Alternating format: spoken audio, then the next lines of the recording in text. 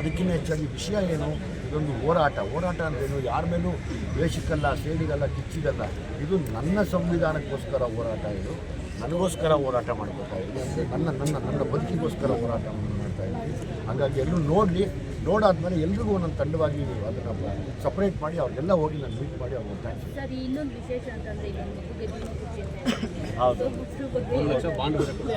ಹೌದೌದು ಯೂನಿವರ್ಸಿಟಿ ಕಡೆಯಿಂದ ಅವ್ರು 25,000 ನಮ್ಮ ಸಿನಿಮಾ ತಂಡಕ್ಕೆ ಕೊಟ್ಟರು. ಅದಕ್ಕೆ ನಾನು ಸ್ವಲ್ಪ ಸೇರಿಸಿ ಆ ಮಗು ವಿದ್ಯಾಭ್ಯಾಸಕ್ಕಾಗಲಿ ಅಂತ ಅದನ್ನು ಇನ್ಶೂರೆನ್ಸ್ ಮಾಡಿಸಿದ್ದೀನಿ. ಆ ಮಗುವಿಗೆ ಎಲ್ಲದಕ್ಕಿಂತ ಹೆಚ್ಚಾಗಿ ವಿದ್ಯೆ ಮೂಲ, ಅದರಲ್ಲೂ ಹೆಣ್ಣುಮಕ್ಕಳು ವಿದ್ಯೆ ಕಲಿತಾರೆ ಅಂದರೆ ಅದಕ್ಕಿಂತ ದೊಡ್ಡ ವಿಷಯ ಇನ್ಯಾವುದೂ ಇಲ್ಲ.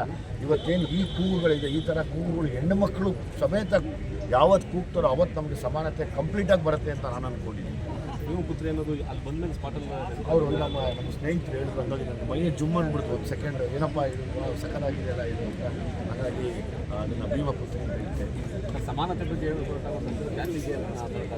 ಸರ್, ಇಲ್ಲಿ ಸರ್ ಜಾತಿ ಈಗ ಬಾಬಾ ಸಾಹೇಬರು ಬರೆದಿರೋದು ಎಲ್ಲರಿಗೂ ಹೊರತು ಪ್ರತ್ಯೇಕವಾಗಿ ಒಂದು ಜಾತಿ ಬರೆದವ್ರು ಯಾವತ್ತೂ ಪರವಾಗಿಲ್ಲ ಸರ್. ಯಾಕಂದರೆ ಅವರು ಅಷ್ಟೊಂದು ವಿದ್ಯಾಭ್ಯಾಸಗಳು ಮಾಡಿ ಅಷ್ಟೊಂದು ಡಿಗ್ರಿಗಳನ್ನ ತೊಗೊಂಡು ಅವ್ರ ಮಕ್ಕಳು ಸತ್ತೋದ್ರೂ ಕೂಡ ಅವ್ರು ಹೋಗೋಕ್ಕಾಗದಿರ ಹತ್ತುಕೊಂಡು ಕೂತು ಓದು ಬಂದು ಸಂವಿಧಾನ ಬರೀತಾರೆ ಅಂದರೆ ಅವತ್ತು ಯಾರು ಅವ್ರ ಜಾತಿ ನೋಡಿಲ್ಲ ಸರ್. ಅದೊಂದು ತಪ್ಪು ತಿಳುವಳಿಕೆ ಇದೆ. ದಯಮಾಡಿ ಯಾರೇ ಆಗಲಿ ಬಾಬಾ ಸಾಹೇಬ್ರನ್ನ ಜಾತಿಗೆ ಅಂಟಿಸ್ಬಿಡಿ. ಅವ್ರ ಜಾತಿಗೋಸ್ಕರ ಮಾಡಿದ್ದಲ್ಲ, ಇದು ಸಮಾನತೆಗೋಸ್ಕರ ಮಾಡಿರೋದು.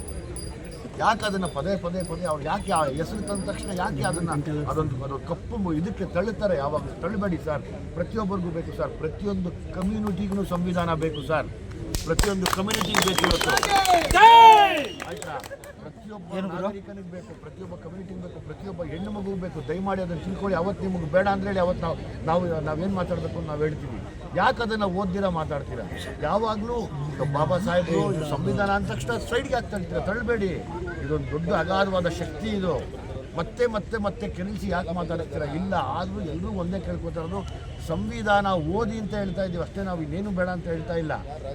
ನೀವು ಪ್ರೀತಿ ಮಾಡದೇ ಇದ್ರೂ ಪರವಾಗಿಲ್ಲ, ನಿಮ್ಮ ಮನಸ್ಸಲ್ಲಿ ಏನಿದೆ ನಮ್ಗೆ ಅದು ಬೇಕಾಗಿಲ್ಲ, ಸಂವಿಧಾನ ಓದಿ. ನಾಳೆ ದಿವಸ ನಿಮ್ಮ ಮಕ್ಕಳಿಗೆ ಬೇಕಾಗಿರೋದು ಅದು ಶಿಕ್ಷಣ ತಾನೇ. ಶಿಕ್ಷಣಕ್ಕೆ ಏನು ಬೇಕು? ಸಂವಿಧಾನ ಬೇಕು ತಾನೇ. ಸಂವಿಧಾನ ಅಂದರೆ ಏನು, ಕಾನೂನು ಅಂದರೆ ಏನು, ಅವೆಲ್ಲ ತಿಳ್ಕೊಳ್ಳಿ ಅನ್ನೋ ಆಸೆ ನನಗೆ. ಇಷ್ಟೇ ನಮ್ಮ ಹೋರಾಟ, ಇನ್ನೇನು ಇಲ್ಲ. ಎಲ್ಲ ಸಮುದಾಯಗಳಿಗೂ ಬಾಬಾ ಸಾಹೇಬರು ಬೇಕು. ಅವ್ರು ಯಾವತ್ತು ಯಾವ ಸಮುದಾಯವನ್ನು ಇದನ್ನು ಮಾಡ್ಕೊಂಡಿಲ್ಲ. ಅವರು ಅದಕ್ಕೊಂದು ಇದನ್ನು ಎಳೆಯೋದು ಬೇಡ, ಗೆರೆಯನ್ನು ಎಳೆಯೋದು ಬೇಡ. ಏನು ಕರೆಕ್ಟಾಗಿ ನಾನು ಹೇಳಿದ್ರು ಅಲ್ಲೂರಾ? ನಮಗೆ ನೋವಾದಾಗಲೇ ನಾವು ಕಿರ್ಚಾಡ್ತೀವಲ್ವ, ಯಾಕೆ ನೋವು ಮಾಡ್ತೀರಾ? ನೋವು ಮಾಡಬೇಡಿ, ಪದೇ ನೋವು ಮಾಡಬೇಡಿ. ನೋಡಿ, ಎಲ್ಲೋ ಒಂದು ಕಡೆ ಒಂದು ದಿವಸ ಇದು ದೊಡ್ಡ ಮಟ್ಟಕ್ಕಾಗಿ ಎಲ್ಲರ ಮನೆಯಲ್ಲೂ ಸಂವಿಧಾನ ಓದಂಗೆ ಆಗೇ ಆಗುತ್ತೆ. ಅದು ಸತ್ಯ ಕೂಡ.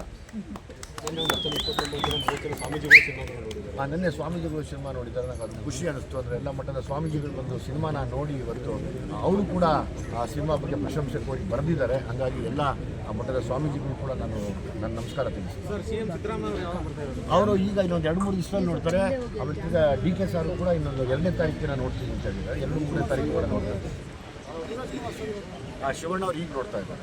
ಶಿವಣ್ಣ ಅವರು ಯಾವಾಗಲೂ ತಿಳಿಸುವಂತ ನೀವು ಕರೆದಾಗ ಏನಂತ ನಾನು ನೋಡ್ತೀನಮ್ಮ, ನಾನು ನೋಡಲೇಬೇಕಮ್ಮ, ತುಂಬ ಒಳ್ಳೆಯ ವಿಷಯ ಮಾಡಿದ್ರು ಅಂತ ನಾನು ಬರ್ತೀನಿ. ನನಗೆ ಅವರೇ ದೊಡ್ಡ ಶಕ್ತಿ. ಅವ್ರು ಬಂದು ಅಂದರೆ ಖಂಡಿತವಾಗ್ಲೂ ಅವರು ಸಂವಿಧಾನಕ್ಕೆ ಗೌರವ ಕೊಡ್ತಾರೆ ಅಂತ ಇಲ್ಲೇ ಗೊತ್ತಾಗ್ತಾ ಇದೆ ಅಲ್ವಾ? ಸಂವಿಧಾನಕ್ಕೆ ಅವರು ಕೂಡ ಗೌರವ ಕೊಡ್ತಾರೆ. ಅಷ್ಟು ದೊಡ್ಡ ಮನುಷ್ಯ ಇವತ್ತು ಸಂವಿಧಾನಕ್ಕೆ ಗೌರವ ಕೊಟ್ಟು ಸಿನಿಮಾ ಬದಿಗಿಟ್ಟು ಬಿಡೋಣ. ಹೌದಮ್ಮ, ಇಷ್ಟು ದೊಡ್ಡ ಚರ್ಚೆನಪ್ಪ ಇದು. ಸಂವಿಧಾನದ ಬಗ್ಗೆ ಇದೆ, ನಾನು ಬಂದು ನೋಡ್ತೀನಿ ಅಂತಲ್ಲ. ಅದಕ್ಕಿಂತ ಇನ್ನೇನು ಬೇಕು ಶಕ್ತಿ ನಮಗೆ?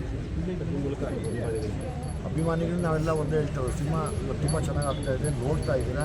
ಆದರೆ ಇದು ಪ್ರತಿ ಹಳ್ಳಿಗೂ ತಲುಪಬೇಕು, ಮನೆಗೂ ತಲುಪಬೇಕು. ಇಲ್ಲಿ ಯಾವುದೇ ಥರದ ಭೇದ ಭಾವ ಇದ್ದೀರಾ, ಎಲ್ಲರೂ ನೋಡಬೇಕು.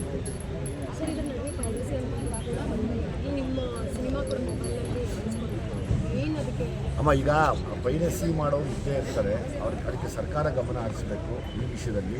ಇನ್ನೊಂದು, ಪೈರಸಿ ಇದ್ದರೂ ಕೂಡ ನೋಡಿ ನಮ್ಮವರು ನನ್ನವರು ಅಂತ ಬಂದು ನೋಡ್ತಾರಲ್ಲ, ಇದೇ ನಮಗೆ ದೊಡ್ಡ ಶಕ್ತಿ ಇದೆ. ಯಾವತ್ತು ಡೂಪ್ಲಿಕೇಟೇ ಒರಿಜಿನಲ್ ಬರ್ತಿದೆ ಯಾವಾಗಲೂ.